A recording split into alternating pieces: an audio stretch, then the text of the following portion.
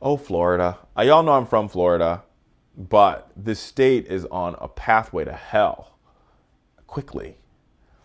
And it all revolves around Angela Corey. Now, that name sounds familiar because she is a state attorney that was responsible for the Trayvon Martin case trial, the George Zimmerman trial, the Dunn trial, which she lost both, and also the Marissa Alexander trial. Now, for folks who don't know, Marissa Alexander is an African-American woman who shot a warning shot. She was being abused by her husband, and she shot a warning shot into the air. Boom, right? And she was she was sentenced to 20 years in the state's 10-20 life mandatory minimums ruling.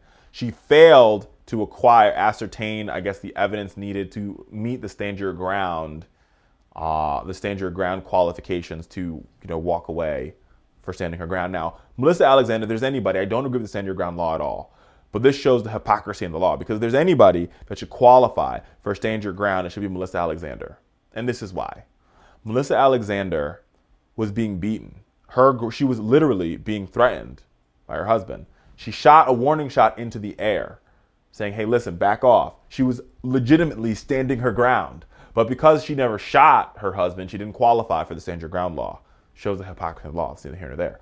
She has been given a retrial, but Angela Corey, the state attorney, is pushing to have the entire 60 years of her sentence served if she loses this retrial. 60 years of her sentence served.